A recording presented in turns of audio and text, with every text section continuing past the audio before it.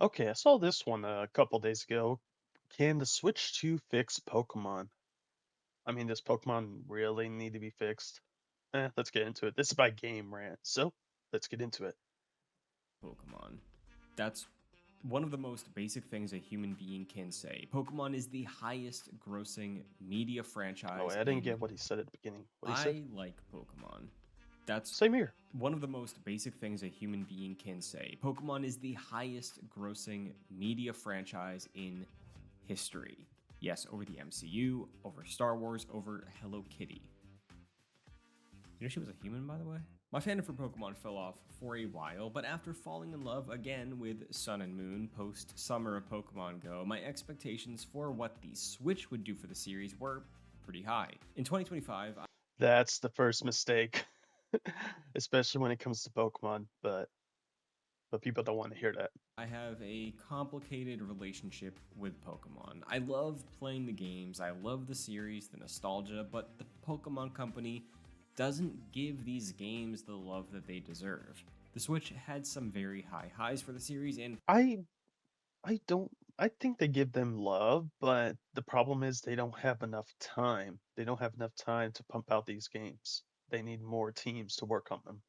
plenty of lows with a lot of promise for the future. BDSP But with the weren't that launch bad. of new hardware, a new Legends game due out this fall, and the 30th anniversary of Pokemon on the horizon for 2026, the series is at a critical transformative point, whether it wants to be or not. Hi, my name is Christian, this is Rantable, and can the Nintendo Switch Hello, 2 Christian. fix Pokemon? Today, the Pokemon series is arguably the most popular it's ever been if you strictly are looking at sales. Pokemon TCG Pocket launched just under a year ago to some record breaking mobile game revenue. The most recent mainline games, Pokemon Scarlet and Pokemon Violet, are currently on track to become the best selling games in the series, Yep. sitting just about 5 million units. I think recently with the recent quarterly updates, they became the second most. They passed Sword and Shield, which is it's kind of funny when people when Sword and Shield were announced and they were coming out, people were like, "We're gonna boycott it," and it becomes the second most best-selling Pokemon game of all time. Like honestly, Twitter's like a grain of sand, and the whole world is like a beach. Behind the best selling games, the original Pokemon Red, Blue, and Green. But when you check the pulse of the Pokemon fanbase, things have become a bit more complicated lately. Pokemon fans have always been a bit hot and cold on releases. Look no further than the perception of Generation 8, Pokemon Sword and Pokemon Shield. Post Pokemon Scarlet and Violet, the way folks talk about Sword and Shield would have you think it was a fan favorite off the rip. Yeah, that's the dumb thing. That's the Pokemon cycle for you. When a game comes out, people will shit on it no matter what. And then 3 years later, when Game Freak listens to that feedback and tries a new art style, people are like, "Why didn't you go back to the old one?" I remember watching not to brag on them, but like a Hidden Power podcast episode, and I believe one of them said that they wanted Legends ZA to look more like Sword and Shield. And in my mind, I'm like, Game Freak is listening to what to what the people are saying. People said that Sword and Shield didn't look that good, and they chose a different art style. Whether people say it's realistic, I don't think so. In my opinion, it looks more anime-esque. But the only realistic thing was that the Pokemon models were getting like looking better, looking more realistic. I don't know. And honestly, maybe it should have been. Gave us Appleton. But the series fanbase Yeah, today, I'm a it Flapple guy. feels more splintered than ever. Even strictly looking at video games. You have folks who want the series to resemble something more like Generation 8 and 7 again. Those that want a Johto version of Pokemon Let's Go. That'd be But good. for those that live in reality, the main Pokemon series as it has existed recently rests upon two styles of quote unquote mainline, big budget, big focus branches, the numbered generations, which introduce players to a new region, new batch of Pokemon, new rivals, new enemy team, etc. Then you have the Nintendo Switch era Pokemon Legends series, a more experimental single player RPG strain of games returning to regions we've already been introduced to that has also seemed to target a bit of an older audience of Pokemon fans, with its overall tone and less traditional rigid 8-gym structure. The most recent releases in these two branches of the Legends series, and what I'll continue moving forward calling new generation games, are Nintendo Switch titles that were troubled at launch, and that is being a little bit generous. Pokemon Legends Arceus, at the very least, has a solid enough art style, but it was just a bit hampered when it comes to its textures, draw distances, and ability to maintain a solid 30 FPS frame rate. Pokemon Scarlet and Violet, on the other hand, can be mentioned in the same breath as a true disaster like Cyberpunk 2077. Upon its launch, a lot of people were actually kind of able to excuse the genuinely awful performance, visuals, and overall unprecedented jank of Pokemon Scarlet and Violet because it was the first true open world Pokemon game. Scarlet and Violet also have I didn't forgive it because it was an open world. I just didn't mind it because it was a damn fun, good game. I think a lot of people. Okay, this is my problem with open world games nowadays. Everything becoming open world. Zelda, like, well, really, that's the only thing that comes to mind. They make these big open world games, but don't add a lot into them. And I can say the same thing with Scarlet and Violet's World. Scarlet and Violet's World is huge. It's really good. I mean, well, not the best, but there's not really enough depth to it. And that's how I felt with Breath of the Wild. But the key difference is that Breath of the Wild didn't really have that much of an interesting story to me. But with Pokemon, you have three different stories. Granted, they're still the same thing. You go here, you battle this and all that, but the character interactions, it's fun. That's why I love it. I didn't really mind the jankiness or the graphics. Like I think I don't know. I'm gonna let him cook here. I'm gonna let him speak here, and I'll say my thoughts about it. to feature one of the strongest supporting casts the Pokemon games have ever seen, and built up to a fantastic finale, making for an overall I'm glad a pretty lot of people can enjoyable agree on this story, take, and though. some pretty strong new Pokemon as well. But the performance became the legacy and talking point of this game to many fans. But if you pick up the game today on your brand new Nintendo Switch 2, you wouldn't know that. On day one, Pokemon Scarlet and Violet received free patches to support the Nintendo Switch 2 hardware, making the games the best they have ever been. Sure, it still has an uncanny doll-looking visual aesthetic to a lot of the characters in the game, but it's able to hit modern resolutions and easily maintain a 60 FPS frame rate. It's transformative, and a great way to play the game if you haven't already. On a game design level, Generation 9, Scarlet and Violet has a whole lot to love and get lost in. It really is a full realization of the idea of entering a world of Pokemon and finding your own fun in it. But as somebody who finished the game in 2022 and really wanted to love it, but was burned by it in the end, my sights have recently been set on what this technical bump of the Switch 2 means for the future of Pokemon. Luckily, we won't be waiting long to find out. Pokemon Legends ZA is one of the marquee releases for launch year of the Nintendo Switch 2. It's been announced to be getting a bundle with a Switch 2 console ahead of its release in October of 2025, Hmm. presumably positioning it as the I go-to did see that. bundle for the Switch 2 this holiday season. The game was featured as the main title in the 2025 Pokemon Presents. Safe to say, Pokemon Legends ZA is going to be one of the biggest games released on the Nintendo Switch 2 this year, and one of the biggest games of the year, which is Oh, odd definitely. because it's a Nintendo Switch game. Upon the initial reveal And it's Pokemon. of Pokemon Legends It's gonna sell at ZA, the least Switch 50 2 was million not copies. announced yet, and ZA looked well, it looked in line with the recent releases for the Pokemon series. Cool mechanics, exciting ideas for battles with performance and visual woes to spare. It wasn't until the Switch 2 edition of Pokemon Legends ZA was revealed that the marketing for the game had begun to pivot to make all new advertisement footage moving forward showcase the sharper 60 FPS footage that the Switch 2 affords this game. But between the bundle, the advertisements, and the push for this to be a big maybe the big holiday game for the Switch 2. Well, if it walks like a Psyduck and talks like a Psyduck, then for all intents this is a Switch 2 game.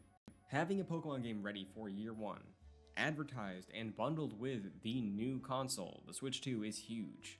So the Legends sub-series is looking at an opportunity to become an even bigger deal for the future of Pokemon than it already is, which is saying a lot considering that the very refreshing Legends Arceus was received very well.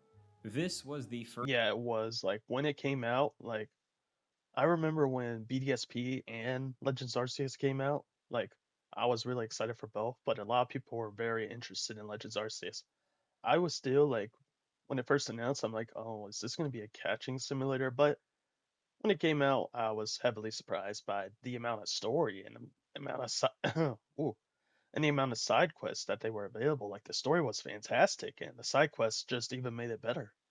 Pokemon title that really aimed to spark wonder in longtime players' hearts due to its structure, providing an untamed wilderness that would make them feel like they were truly on an adventure into the unknown to both discover and befriend Pokemon in a meaningful way. For me personally, Pokemon Legends Arceus became one of my favorite games ever, easily one of the best in the series, and restored my hope that Pokemon as a gaming franchise still had exciting RPG ideas in its future. Arceus had the unfortunate timing of releasing between two of the most controversial modern entries, Brilliant Diamond Shining Pearl and Scarlet and Violet, and only I still think that BDSP should have been like the 2021 game. Legends Arceus should be the. I understand because you're making a new thing entirely in a big franchise, and you don't know if it's going to sell well. And it did really well. It sold like last time they updated it was like 16 million copies, so that was pretty good. I do kind of wish they still updated the copies to see where it's actually at right now, but hey, and Sword or Scarlet and Violet could have been the 2023 game. I feel like it should have went that way, but I kind of understand from a business perspective, especially when putting something new into a big IPS Pokemon. managed to sell about 15 million copies. As we approach launch of ZA, we are almost 3 years removed from new generation Pokemon games, and players are very hungry for pocket monsters. After all, this is the longest gap between new generation Pokemon games that we've ever seen. But just how different is it having a Legends game for year one versus a new generation Pokemon game ready for year one? Well, as it stands, Legends is a single player experience, taking a more traditional JRPG structure, adding in some active battle mechanics, and telling a story in a familiar place. For Legends Arceus, it was ancient Sinnoh. For Legends ZA, it's not too distant future Lumiose City. For some of the older fans, to me, I'm starting to view the Legends series as a spiritual successor to the very, very fantastic Oh GameCube man, I miss RPGs, Coliseum and Pokemon XD. Colosseum and Pokemon XD Gale of Darkness. Glad they're coming Only to the NSO. the Legends games are receiving a lot more pomp and circumstance, and sales as well, that closer resemble the mainline new generation games. Speaking of those, new generation release I do hope that maybe one day they revisit the Ori region for a new like Coliseum S game where it's mainly just double battles and all that because that was really interesting and it's kind of a shame because I believe I don't know I wasn't really that big into Pokemon like back then like when it first came out. It wasn't until Diamond and Pearl where I first actually played them and got really into them. But I remember people not liking Colosseum and XD, and then nowadays it's beloved. Like I said, it's the Pokemon cycle. It's unfortunate, but that's how it works. follow the 8 gym structure, culminate with the Elite Four. They have some co op raid battles recently, also the series staple trading and battling component. Every new gen Pokemon release also takes up the duty of becoming the baseline platform for the competitive scene and is the battler for the next couple of years. Boiling it down to the simplest of terms, Pokemon Legends games are single player JRPGs that could be comparable to really any other single player JRPG, only it's set in the world of Pokemon. New generational releases are capital P Pokemon JRPGs, packed with new Pokemon, a new region to explore, a new wave of merch, battle rules for competitive play, and a new set of starters. But there is something that was also featured at the 2025 Summer Pokemon Presents that could be throwing a wrench in what makes these two branches of the Pokemon game series stand apart: Pokemon Champions. Coming in Oh, here we 2026 go. to mobile devices and the Nintendo Switch consoles, Pokemon Champions follows in the footsteps of Pokemon Stadium, allowing players to import their Pokemon from all their Pokemon games they keep in Pokemon Home into this app for competitive battling. On paper, this not only makes the competitive video game scene more approachable for more trainers, it Hmm. also allows the meta to be balanced separately than it has to be in the new generational games. While battling and trading itself will likely never leave the new generation Pokemon games, they won't be the only way players can engage with Pokemon in this way moving forward. Should everything come together, Pokemon Champions will be a very big deal for a number of reasons, but maybe most importantly, it ends up making Legends games and new generational Pokemon titles a lot more similar than they are different. A common consensus around the fallout of Pokemon Scarlet and Violet when it launched in 2022 was that Game Freak simply did not have enough time or resources to make Scarlet and Violet the best they could be on the original Switch. Next to games like 2023's Tears of the Kingdom or even Xenoblade Chronicles 3, Pokemon looked unfortunate, which is why I'm so interested about the success and positioning of Pokemon Legends ZA. Should this title I think if like let's say all the Pokemon games they ran well, if they just ran well, I don't think we'd be having this big of an issue, but a lot of people just like to complain and compare with other series. And I get it, everything's on one console now, but you got to remember, like, Pokemon has been strictly handheld for the majority of its life. Games like Zelda, Fire Emblem, Mario, they had both games on the home console and like the handheld console. So I think a lot of people don't really bring up that point, which is a big of an issue because Pokemon, up until like when they started making games for a Switch and they have a strict time, not time, deadline to release games, unfortunately, a lot of corners are going to have to not be polished out, which is understandable. As long as the game is fine for me, that's okay. But I don't know. I think a lot of people just missed that point. And I hoped Pokemon Works would have been that third pillar where we have the A team work on one game, the B team work on the other, and Pokemon Works works on another one. But I think they're just working on champions at this point. benefit from being the first new Pokemon game to hit Switch 2, looking this good compared to recent Pokemon games, and being advertised as best played on the new shiny console that everybody does want to get this year, while also being the de facto Switch 2 holiday bundle on shelves, we may see a world where Legends is able to step up and potentially change the Pokemon series as we know it. Admittedly, as a big fan of the Legends idea so far, I would love if the semi-annualized Pokemon game that needs to release every couple of years ends up shifting to be taken up by more Legends games, revisiting older generations with a more focused story or objective, as we've seen with Legends Arceus and now seemingly ZA with its restricted city and battle tournament. It seems like a good idea that is more sustainable to release this frequently. The focus lends itself to smaller games. I wouldn't mind that. I said, like the way that they handled Gen 4 is, in my opinion, interesting or pretty good because or I think the release would have been better if, like I said, BDSP was 2021, uh, Legends Arceus was 2022, and Scarlet and Violet was 2023. I feel like they could have handled ZA kind of like that. Like I was kind of hoping X and Y would get remasters, and that could have been like the 2024 title, but unfortunately we didn't get that. But like, let's say like Black and White is coming up, like they're gonna do a Legends game. Hopefully, like 1 year we have the remakes. Like you could do faithful remakes, which I'm personally fine with that. I don't know why people have a big problem with that, because the following year we have a Legend style game, and then the year after that we go to the next generation.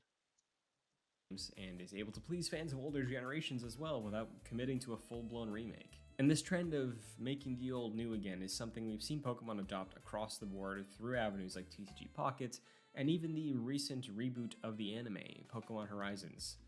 And we all know how much they love going back to the Gen 1 well. But the big reason I'm excited about the prospect of Legends becoming a bigger deal is these RPGs, Legends, on paper would potentially buy more time for the big, ambitious, open world, new generational Pokemon games to cook and truly take the time they need. Something which may actually be happening right now. Like I said earlier, we're currently in the longest modern day gap between new Pokemon generations. This November will mark a full 3 years since the release of Scarlet and Violet, already making it the longest gap of time between generations in series history. 2026 marks the franchise's 30th anniversary as well, so fans are expecting a big year for games, namely with the yet to be announced Generation 10. Should Generation 10 hit in 2026, in the normal expected holiday time slot, that will be a full 4 years from generation to generation, something the series has desperately needed for a while, and hopefully will allow for what may be the biggest Pokemon games ever to launch without any asterisks on the Switch 2. So with that in mind, looking at 2025's Pokemon Legends ZA, its positioning as a really big important game for the brand new Nintendo Switch, currently its only major holiday game, is this an audition? Is this a chance for Pokemon Legends to make a name for itself and usher in a brand new era of this franchise after what may have been the final straw for many fans? As big and as lifelong a Pokemon fan I have been, I really was upset after Pokemon Scarlet and Violet. If the solution is more time, having Legends games that are smaller scoped from different teams but interesting RPGs in the world of Pokemon. The thing is, though, fans want, and include, I don't know, maybe I'm part of the problem for this, or I don't think there's really a problem. I just think people have way too high expectations for a handheld series coming to a console for the first time. Or it's been on consoles for the whole Switch life, but what am I trying to point here? But the amount of deadlines they have to meet for the games to be released, they need more teams. That's my biggest issue. I think people would love if they have a Pokemon game every single year, but we need more teams to work on them. That's why I hoped Pokemon Works would be the third pillar, and I hope And it is. allowing longtime fans to revisit regions like Hoenn or Alola and explore unique characters, stories, or legendary Pokemon. While we all wait And for this the one is only next in one city. mind-blowing innovation in the open world Pokemon series, it's a big ask, but it would feel like a win for everyone. So what do you think about the future of the Pokemon main series and the Pokemon Legends games? Are you excited about the upcoming Pokemon Legends ZA? I'm Or are you excited. okay just waiting for Generation 10? And what do you hope to see happen for the franchise's 30th anniversary in 2026? Be sure to let us know, and for more on Pokemon and the world of gaming, you can stay tuned to Game Rant. Okay, that I like okay, that was a pretty good video. I'm not sure if the Switch 2 can necessarily fix Pokemon since there's really nothing to be fixed. The only thing needs to be fixed is their deadlines and like I said, keep saying they need to add more teams. That's the biggest issue. And they have been hiring people. They've been hiring people for the longest time now, but I don't know. It kind of needs more in my opinion, and I think people are just too impatient. But yeah, that was a pretty good video. See you guys in